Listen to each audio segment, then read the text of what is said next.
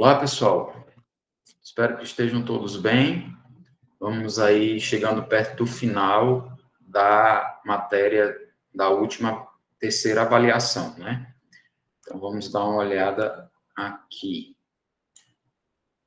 Lembrando aí, o que é que nós estamos vendo? Nós estamos vendo os contratos empresariais, né? Vimos aí o contrato de compra e venda e várias cláusulas especiais. Agora vamos ver os chamados contratos de colaboração, certo? Só um minuto. Contratos de colaboração. Então, vamos olhar o que são esses contratos de colaboração. Pessoal, como o nome está dizendo, contrato de colaboração, o objetivo dele é esse aí, ó, facilitar o comércio.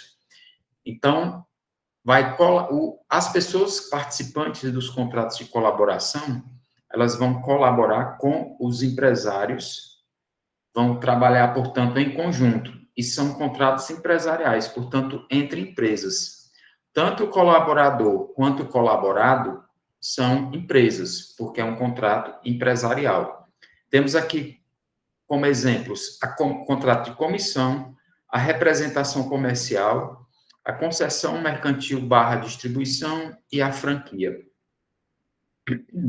Acho que todos vocês já ouviram falar desses contratos aí, né?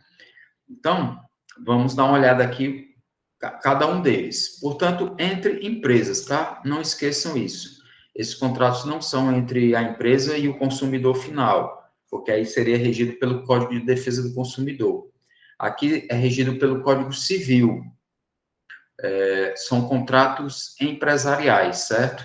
Esses contratos empresariais, a doutrina classifica em dois tipos. Olha aqui, os contratos de intermediação e os contratos de aproximação. Qual é a diferença? Nos de intermediação, o colaborador compra produtos do colaborado, produtos ou serviços, ele compra para si e revende com um preço maior. Então, ele é um intermediário, e aí ele ganha em cima dessa revenda. E o contrato de aproximação? No contrato de aproximação, o colaborador não compra os produtos do colaborado. Ele aproxima o consumidor da empresa fornecedora. E aí ele ganha um percentual em cima das vendas que forem fechadas. Então, a grande diferença é que nos primeiros que eu falei, a pessoa colaboradora compra e depois revende. E nos de aproximação, o colaborador não compra os produtos. Ele apenas faz a aproximação entre o comprador e o vendedor. Aí, fechado o negócio, ele vai ganhar um valor em cima, né? Vai ganhar um valor em cima dessas vendas aí. É o caso, por exemplo, da representação comercial. O representante comercial, ele não tem os produtos para entregar. É como se ele fosse um tirador de pedidos, né? E aí o fornecedor manda para o comprador. Não é obrigado que o representante tenha o produto para entregar imediatamente. Pode até ter, mas não é a base desse contrato, tá certo? Então, explicado isso aí, é preciso falar que nesses contratos de colaboração empresarial existe a chamada subordinação empresarial. O que é subordinação empresarial? Pessoal, como o nome está dizendo, é quando uma empresa fica subordinada à outra por meio desses contratos. O colaborador se subordina às regras, orientações do colaborado, que é a empresa fornecedora dos produtos e ou serviços, tá certo? Isso deve estar escrito em contrato, justamente no contrato de colaboração. Como vai funcionar, quais as obrigações e os direitos recíprocos. Tá? Ressaltemos aí que a subordinação empresarial não é vínculo empregatício. Não existe emprego, relação de emprego, carteira assinada, direitos trabalhistas entre uma empresa e outra, tá certo? Que existe aí uma relação de subordinação, ou seja, de orientação de uma empresa para outra, e definidos as obrigações e direitos nesses contratos aí. Isso não constitui vínculo de emprego, carteira assinada, CLT e direitos trabalhistas, tá? Ok? Isso aí, então, precisa ficar claro. Então, vamos ver aqui esse primeiro contrato de colaboração empresarial, a comissão mercantil. Olha aí o que diz o 693 do Código Civil. O contrato de comissão tem por objeto a aquisição ou a venda de bens pelo comissário em seu próprio nome, à conta do comitente. Pessoal, então, vamos olhar quem é o comitente e quem é o comissário. O comitente é o empresário que fornece os produtos. O comissário é o empresário que compra para revender, certo? Aí, nesse caso aqui, pessoal, o comissário, ele compra em seu próprio nome. A empresa do comissário é quem vai comprar, para depois revender. Olha aqui, ó. Então, veja aqui, ó. O comissário é o empresário, porque o contrato é empresarial, que realizará negócio no interesse de um outro empresário, que é o comitente, né? Mas os realizará em seu próprio nome, ou seja, o comissário é empresário e vai exercer direitos e obrigações no seu próprio CNPJ, e não em nome do CNPJ do empresário fornecedor, tá? O comissário, pessoal, embora utilize o seu próprio CNPJ, o comissário age no interesse e seguindo as instruções do comitente. Mas, de novo, ó, nem em seu próprio nome e não no nome do comitente, ou seja, ele segue orientações do empresário fornecedor, que é o comitente, mas as obrigações e direitos são exercidas em seu próprio CNPJ, tá certo? Olha aí o que diz o 694 do Código Civil. O comissário fica diretamente obrigado para com as pessoas com quem contratar. Então, o comissário compra os bens ou produtos e serviços do comitente, compra em seu próprio nome, seu próprio CNPJ, favorecendo o comitente e se favorecendo depois também. Mas as obrigações originárias, a partir da venda que o comissário fizer, elas recaem sobre o próprio comissário. É ele quem é o responsável pela venda, pela entrega e pelas obrigações decorrentes dessa venda. Aí complementa aqui, ó, sem que essas pessoas com quem ele contratar tenham ação contra o comitente, ou seja, o comitente é só um fornecedor. Se der problema, quem vai responder é o comissário e não o comitente. Lembrando que isso aqui não é do consumidor, não é direito do consumidor, pessoal. É direito civil organizando contratos empresariais. Se for para o direito do consumidor, a regra muda, nós não vamos olhar isso. Nem esse contra ela, salvo se o comissário ceder, tá lá. Essa parte aqui é mais secundária, mas o importante é você entender isso que eu falei, tá certo? O comissário assume a responsabilidade em seu próprio nome, sem que o comitente figure formalmente. Isso é muito importante para o sucesso do negócio, né? Então, isso se dá porque muitas vezes o comitente, o comitente nem vai aparecer, ele é só o fornecedor.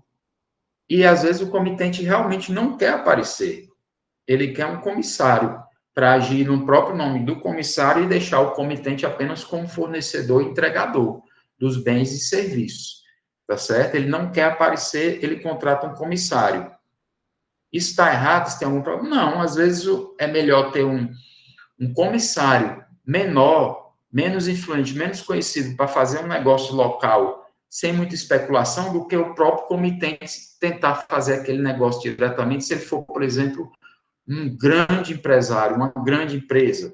Aí o preço vai subir, né? Opa, é uma grande empresa, então vamos botar um preço aqui mais elevado, não é isso? Então, há situações em que realmente o comitente não quer aparecer, tá certo? Então, como tem a subordinação empresarial, olha aí o que está sublinhado. É essencial que o comissário exerça as atividades seguindo as instruções do comitente, que é o fornecedor. Artigo 696 do Código Civil. No desempenho das suas incumbências, o comissário é obrigado a agir com cuidado e diligência, não só para evitar qualquer prejuízo ao comitente, que é o fornecedor, mas ainda para lhe proporcionar o lucro que razoavelmente se podia esperar do negócio. Então, o comissário precisa ter cuidado na hora de efetuar produtos, efetuar as negociações, embora seja no seu próprio nome, mas ele não pode causar prejuízo ao comitente, tá? Caso essas tarefas não sejam satisfatoriamente desempenhadas pelo comissário, aí o 696 diz, ó, responderá o comissário, salvo motivo de força maior, que são os motivos geralmente oriundos de coisas da natureza, por qualquer prejuízo que por ação ou omissão ocasional o comitente, tá? Então, tem aí uma responsabilidade do comissário que pode arcar com o prejuízo que causar ao comitente.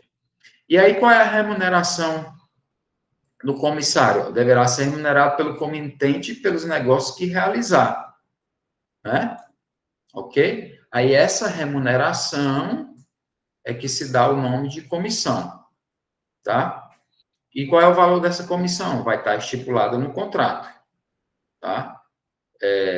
E se não tiver estipulado no contrato? Aí o Código Civil diz que vai ter que ser arbitrada segundo os usos e costumes do lugar. Essa arbitragem aí, essa definição, melhor dizendo, ela vai provavelmente caber ao Poder Judiciário, né? Se eles não se entenderem amigavelmente. Exemplo bom aí de contrato de comissão, que todo mundo conhece, agência de viagem. A agência de viagem, ela vende passagens aéreas, contratos aí, pacotes de hotel, traslado, passagem aérea e tudo mais, e a empresa aérea, por exemplo, não faz a venda diretamente ao consumidor ou ao interessado, né? Quem faz é o comissário. E aí ele vai ganhar uma parcela em cima de cada negociação que ele fizer. Dentro desse contrato aí pode existir a cláusula de exclusividade de zona. Isso aqui é muito simples, né? O próprio nome já diz. O que quer dizer isso?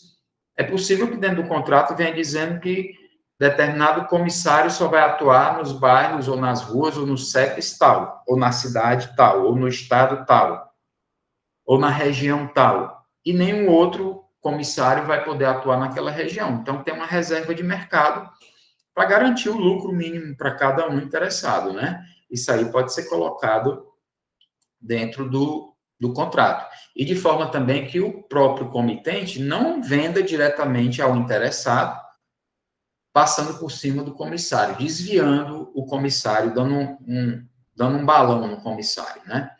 Então, isso aí pode vir dentro dos contratos aí de comissão, tá certo?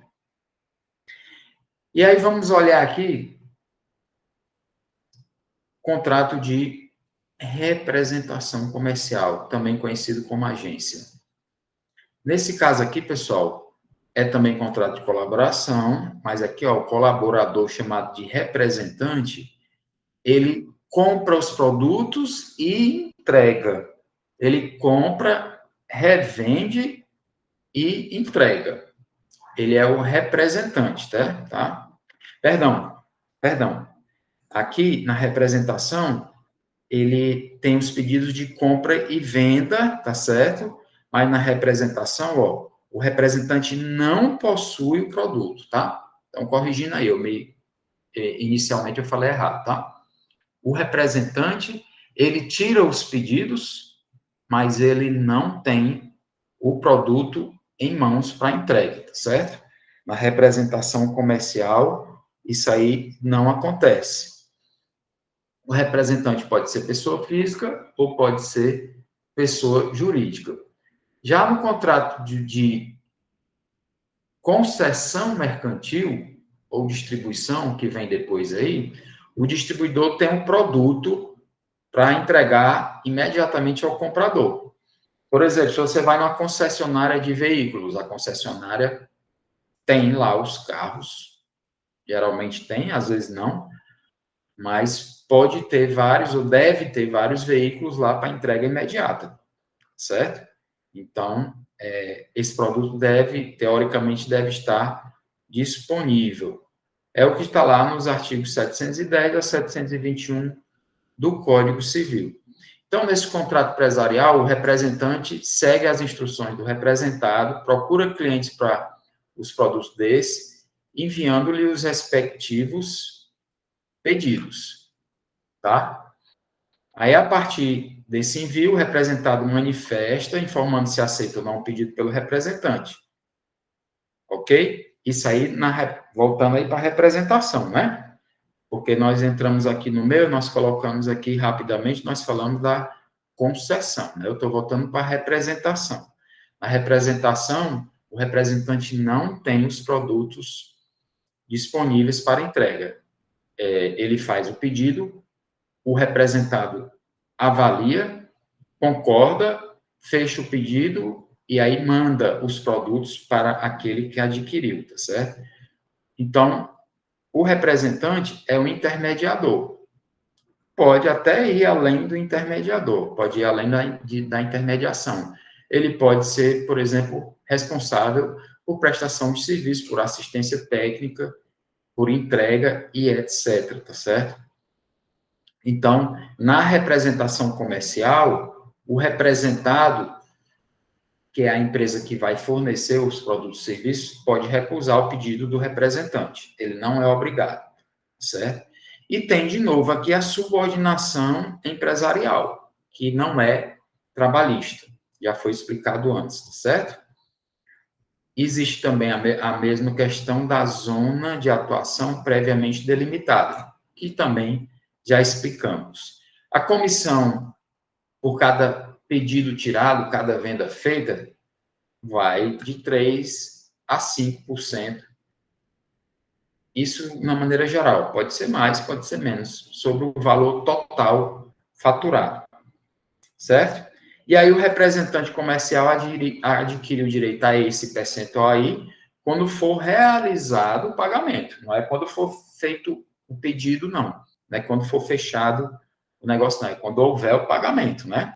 Porque significa dizer que se o comprador não pagar ao vendedor, o representante não vai receber o percentual que lhe cabe, tá certo? E aí, pessoal, aqui nós finalizamos esses dois contratos, esses outros dois contratos, aulinhas curtas, já está acabando, e na próxima aula a gente vai continuar em concessão. Vamos retornar à aula começando por aqui, ó. Ok? Então, por enquanto é isso. Agradeço a vocês pela atenção e estou a postos aí para qualquer dúvida que vocês precisem, entre em contato. Um abraço aí para vocês, até mais.